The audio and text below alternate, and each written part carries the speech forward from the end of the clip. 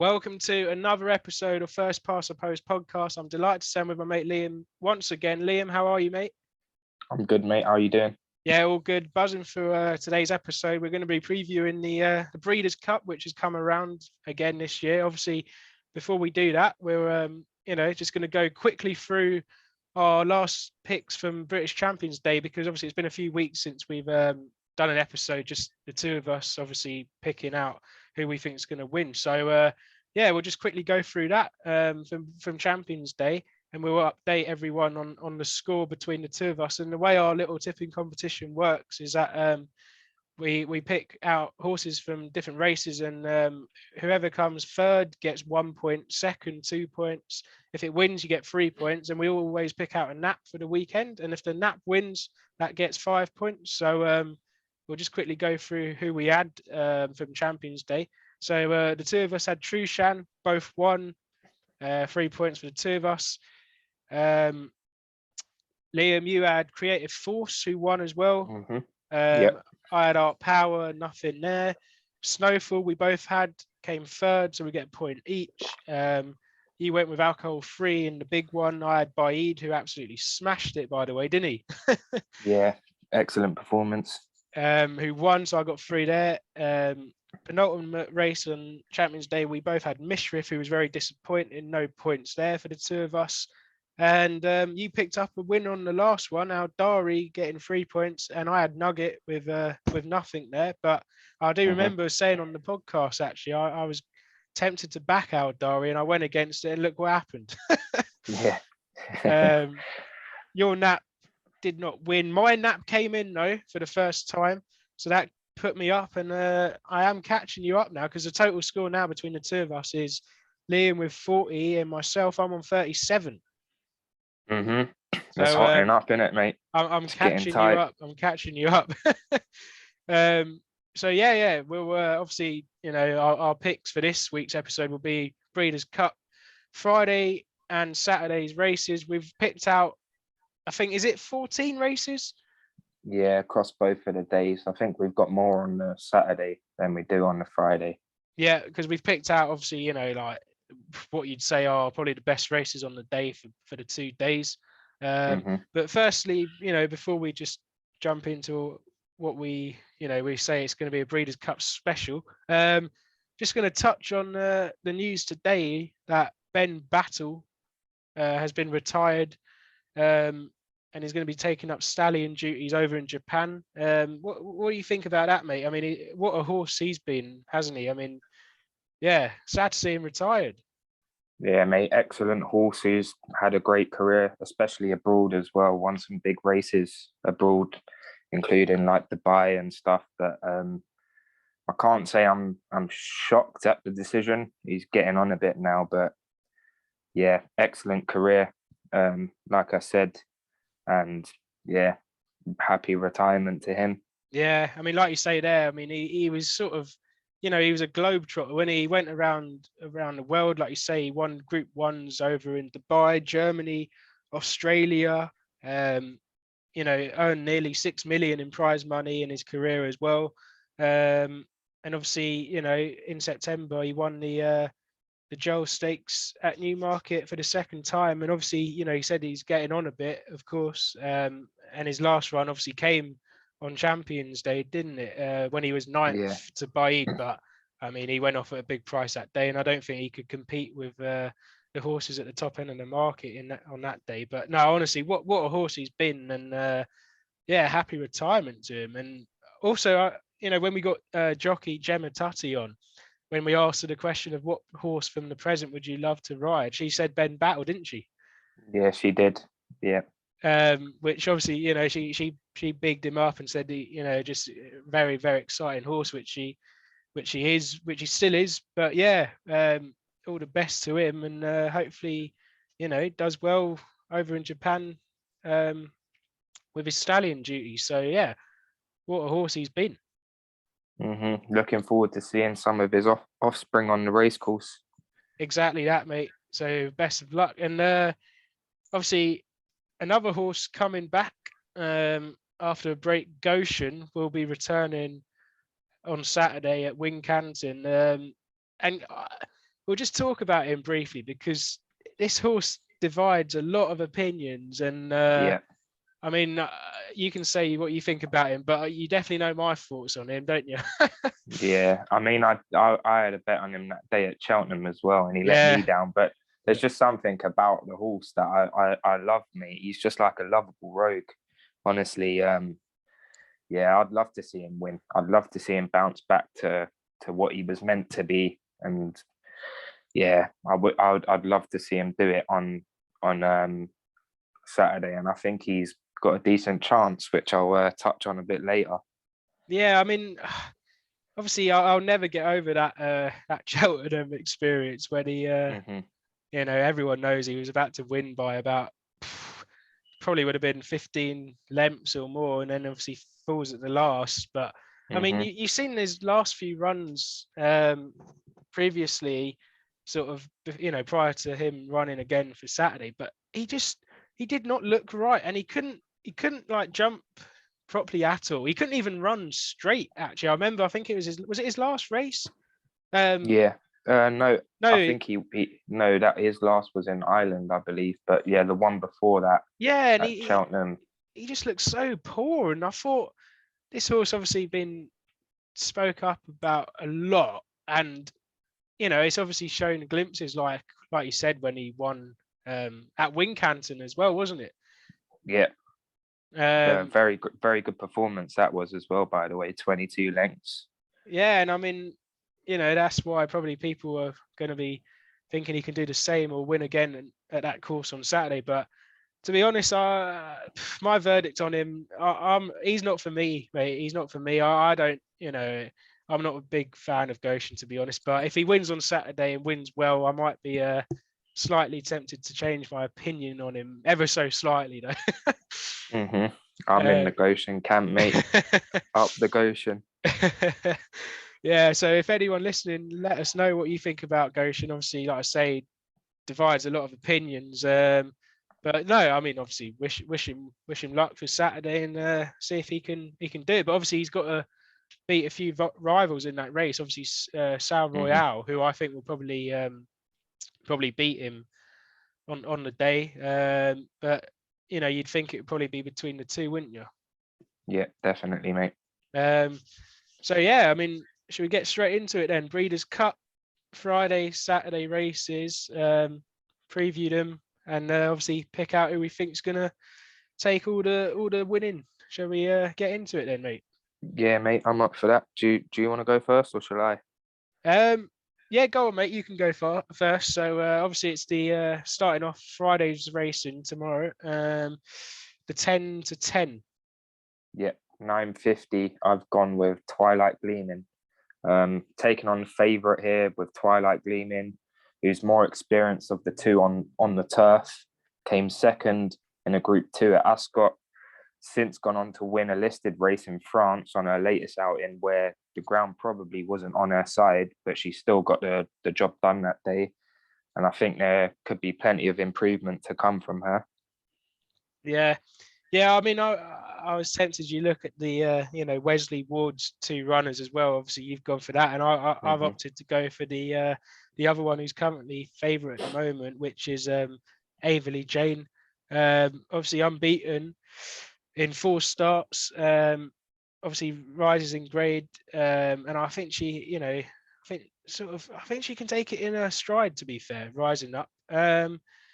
And obviously you've got other horses, a few obviously horses over from Britain. You've got Armour for Richard Hannon, Hierarchy for Hugo Palmer, and then you go further down the market. You've got a few for George Bowie. You've got Thunder Love at big price. Hmm.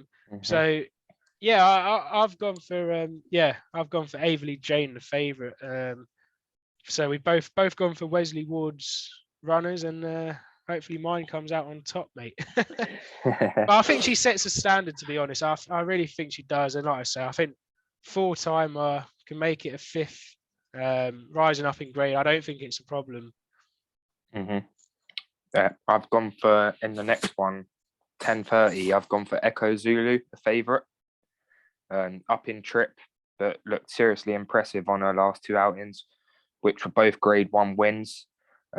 She won by 7 lengths in one and 4 lengths in the other, and I just think she's the one to beat in this race.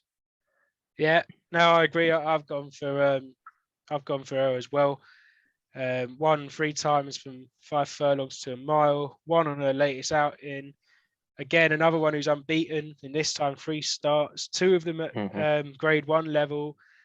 Looks like a potential superstar. Now, this is what you get, don't you, with like the Breeders' Cup? You get all these horses coming over from Britain, Japan, Germany, France. Everyone's there, and like you get to see these other horses that you're not really aware of abroad, especially like American horses as well.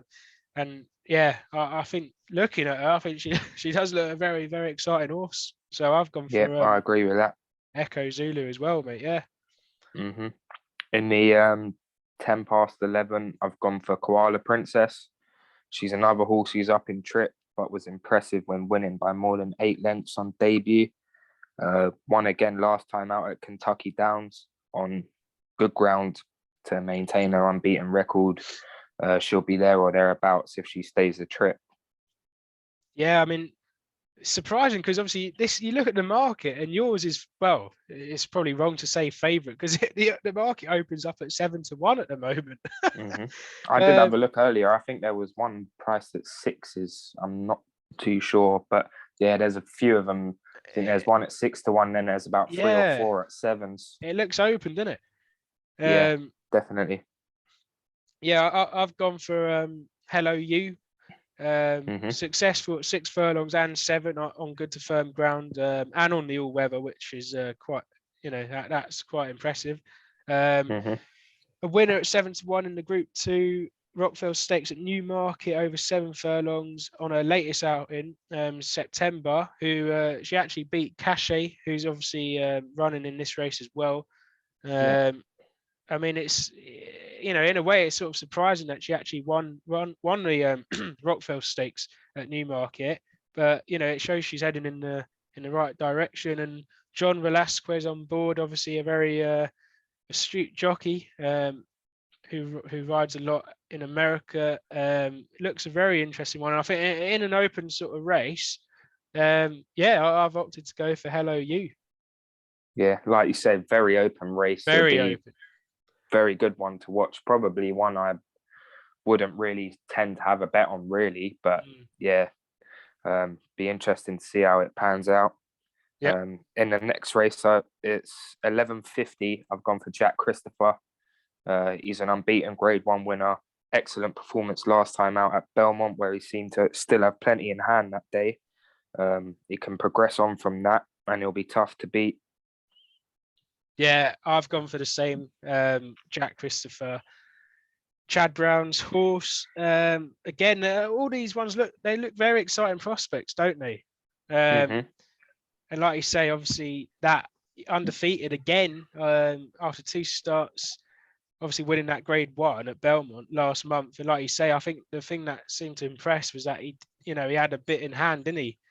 And yeah, definitely. You'd think coming into this, I think he takes all the beating, and I think he's probably one of the strongest sort of horses at this year's Breeders' Cup. I've seen a lot of people sort of, tipping him up to be sort of like their nap of the weekend for the Breeders' Cup. I've gone for him as well, mate. He does look very, very good.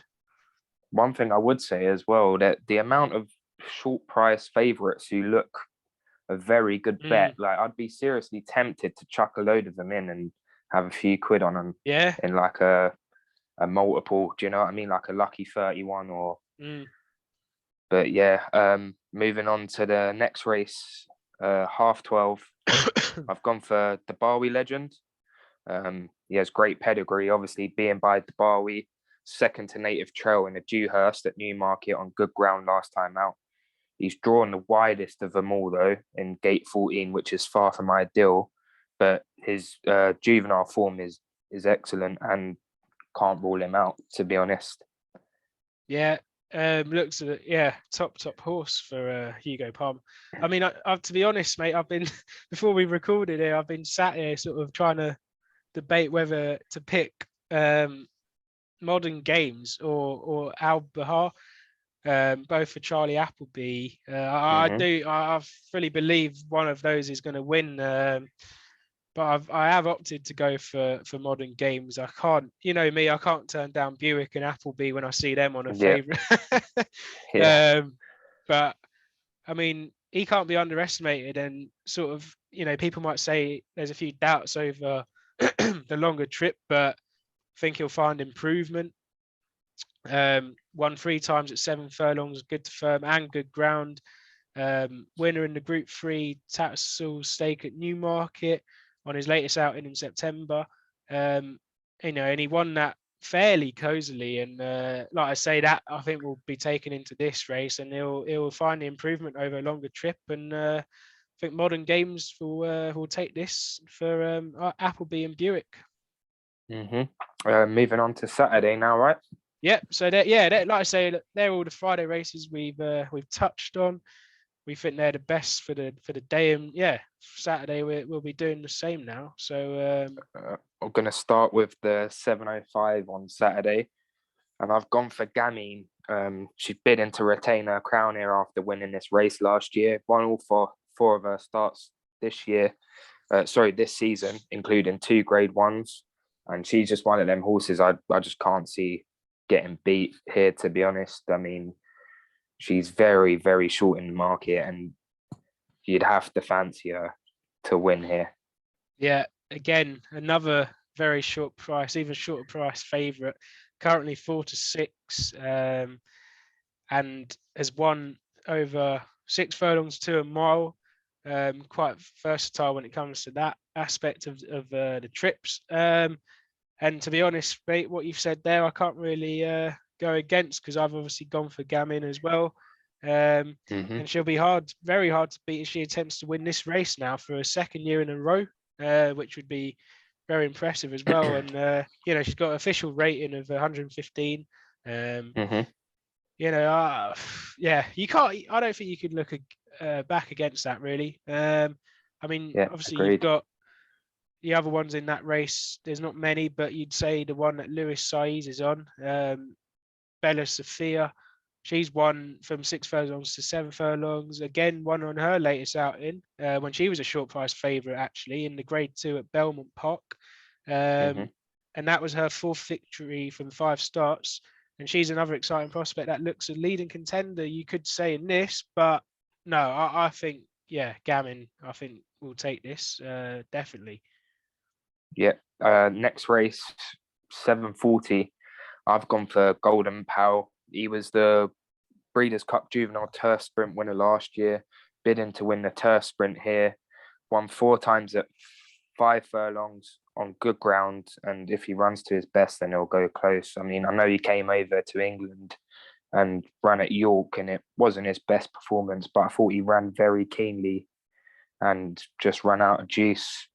But if he runs to his best, he'll be hard to beat. He's another horse that I really rate.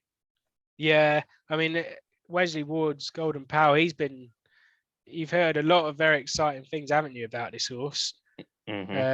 Absolute rocket of a horse you've seen. But no, like you mentioned there, when he came over here to England, and you know, he disappointed, but maybe it was sort of, you know, not used to riding at that track, and he'll probably prefer it a lot more over at Del Mar in America, where he actually won. You know, he won the juvenile sprint last season, and he's shown that ability that he can make an impact at this level as well.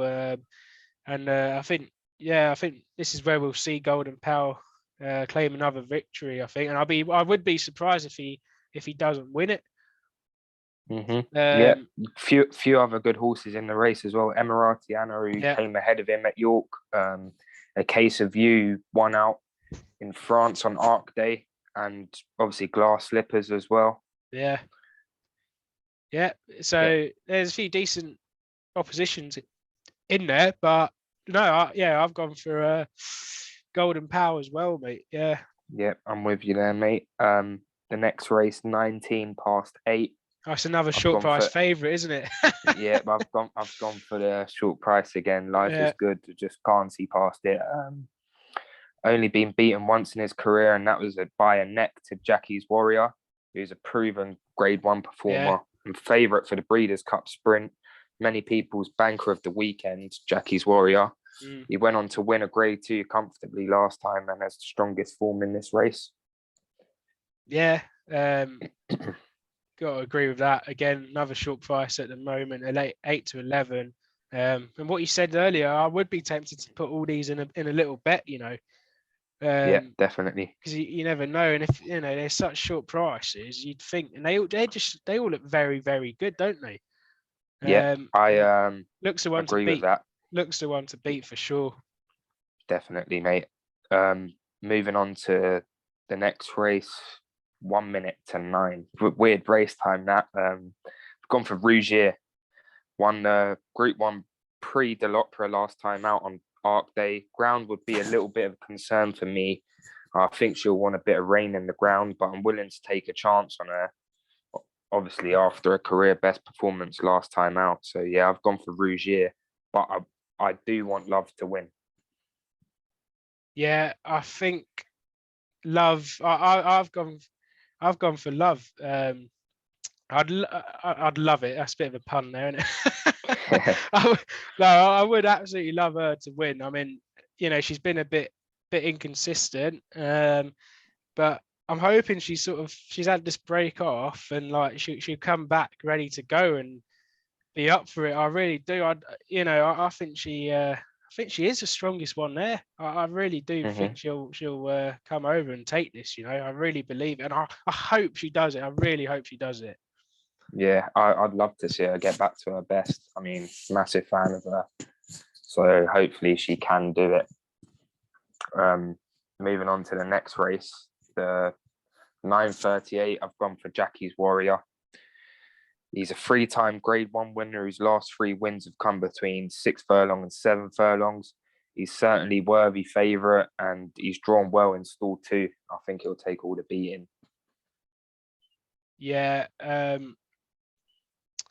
I think, to be honest, mate, I think Jackie's Warrior again, short price favourite. Joe Rosario on board. I'm going with it as well, mate. And I mean, it might seem a bit boring that we're sort of picking these short price favourites, but if you think that's going to win, you can't. You know, it'll take some stopping, won't it? Yeah. Just touching on, you know, when we said throwing them into like a short price hacker, I've actually got one on the go. I've gone for Gamine, Jack Christopher, Space Blues, Golden Powell, and Tanawa at 120 to 1. I'm on that, so just thought I'd put that out there. If anyone's listening and fancies that, get on it. Yeah. No, that looks an exciting bet. That, yeah. Yeah, mate. Could be very nice if that comes in.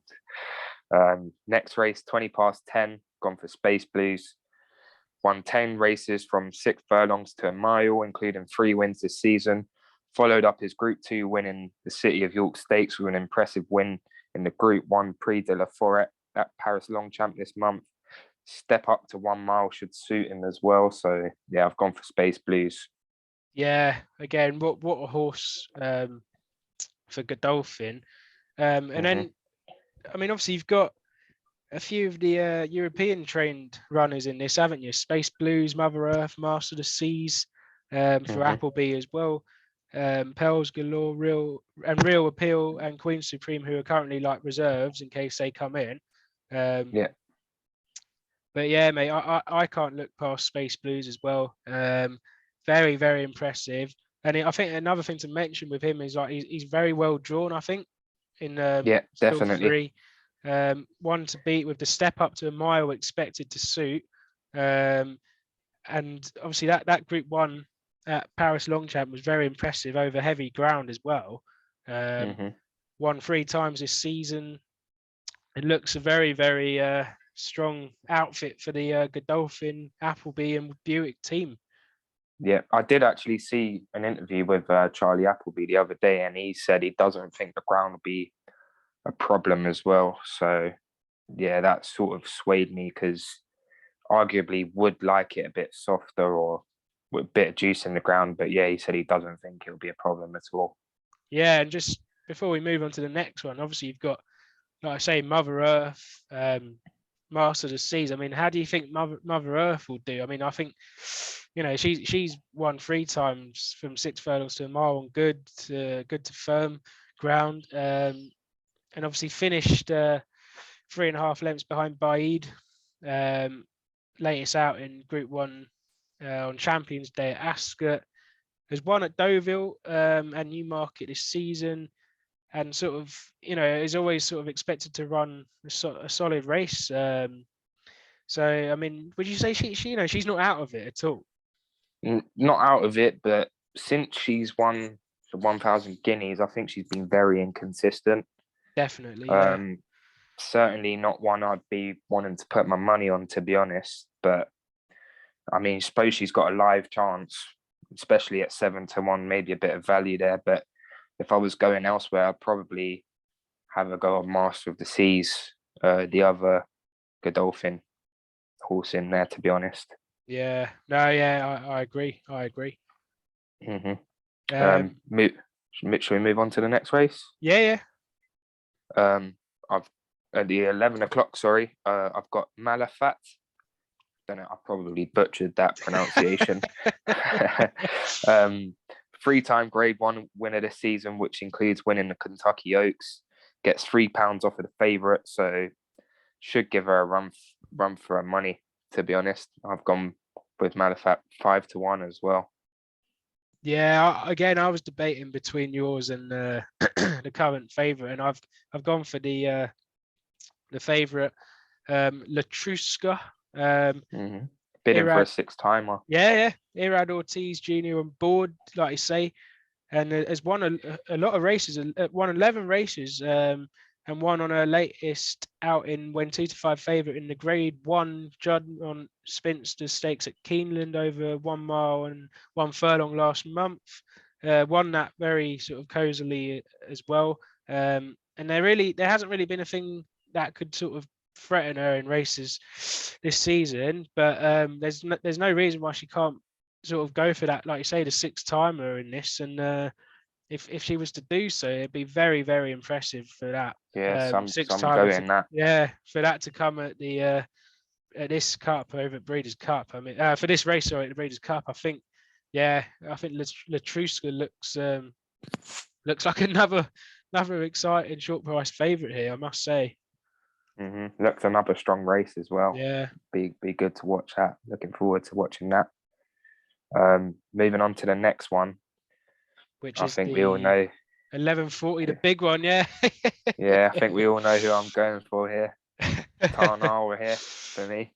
I mean, defending champion of this race. Let's be honest, she's head and shoulders above every other horse in this race. Best mare in the world for me. She would have won the Arc if it was better ground. Like, there's no doubt about that, in my opinion. And the only people say it's a worry, but I don't think it'll affect her too much. She's drawn in stall 13 quite wide, but she misses the break and breaks late anyway. So and they like to drop her in behind. So I don't think it'll be too much of a worry, to be honest. She'll probably have to swing from wide and run on late like she did last year. But yeah, I mean, I can't see anything beating her. She doesn't get beat, mate. She doesn't get beat here.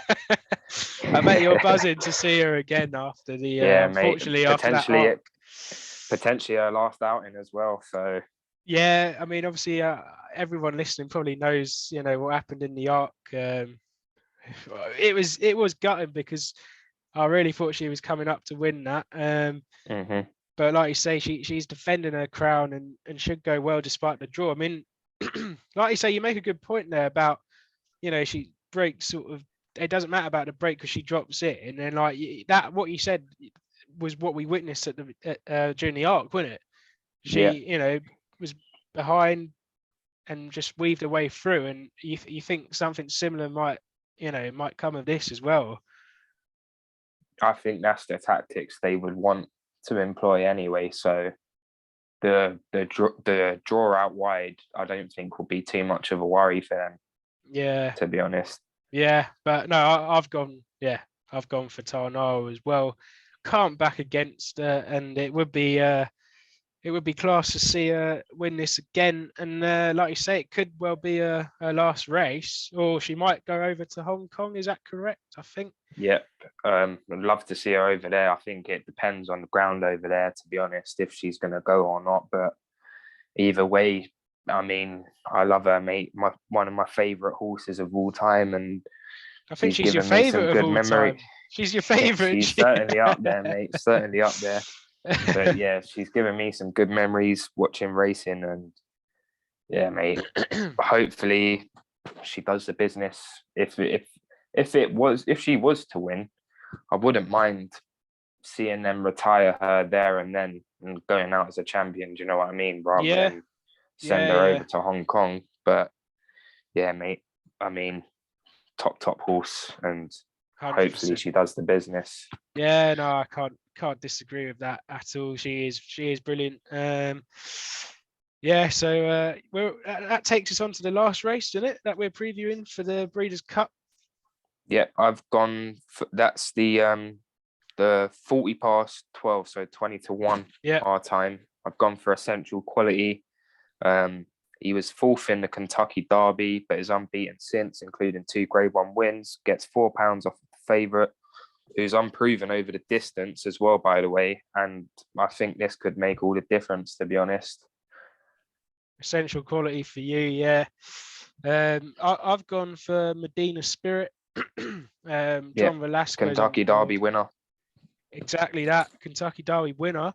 And I think for that as a stat, I reckon he'll be very strong, and he definitely. You'd think he'd not run a big race in this, and land in a Grade 1 at this track, and positively bolting up last time.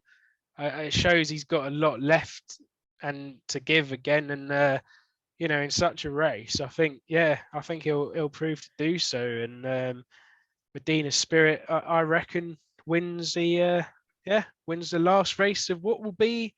That'll be the last race of the Breeders' Cup, won't it? Yeah. We've both gone against a favourite there. Let's go. I think what you said there about, was it the trip not proved at that distance, could be a bit of a hindrance, but I'd take the favourite on. I'll take the favourite on. Yeah, same. I think as well with my horse that I've gone for, receiving £4 off of the favourite as well. He's obviously not proven over the distance. I wouldn't want to be backing the favourite at 9 to 4, to be honest. I think there's better value out there.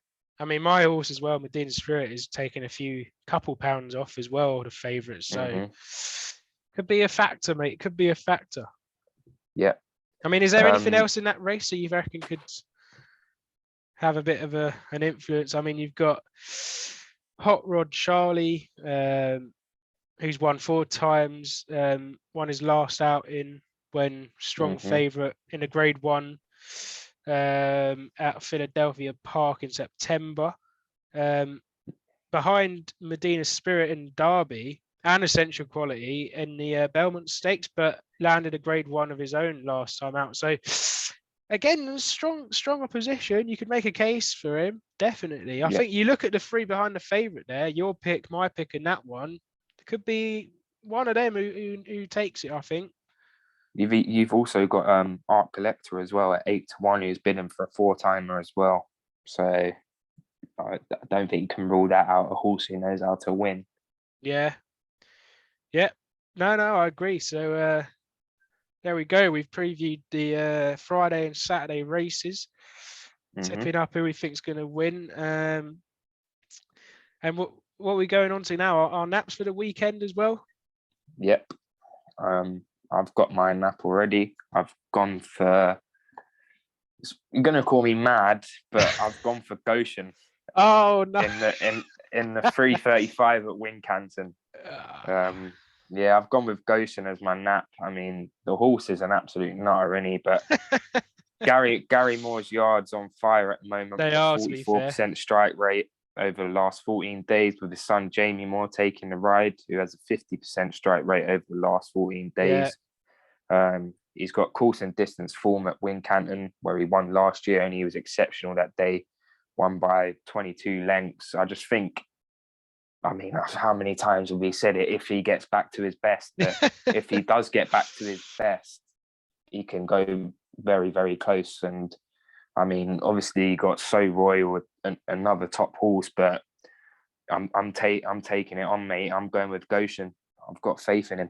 Interesting, mate. Interesting. I'll tell you what, if that nap comes up and takes you more points clear in our little tipping comp between the pair of us, I'll be fuming.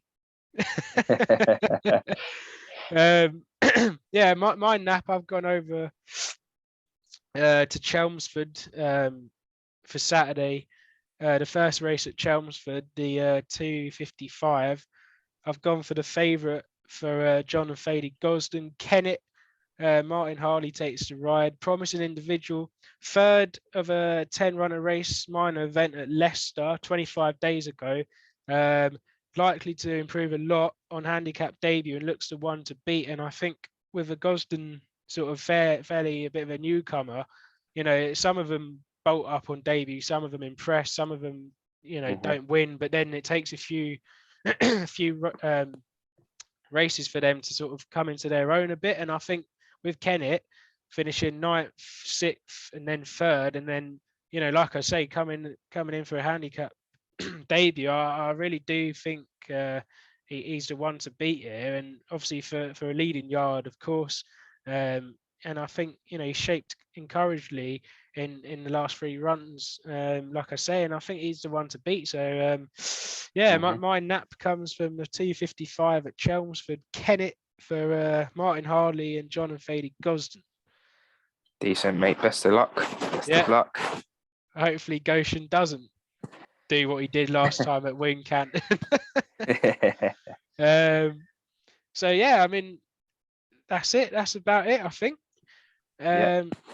We've hope everyone's enjoyed listening to that Breeders' Cup preview for some of the races on the Friday and the Saturday. I'll definitely be tuning in to as many as I can.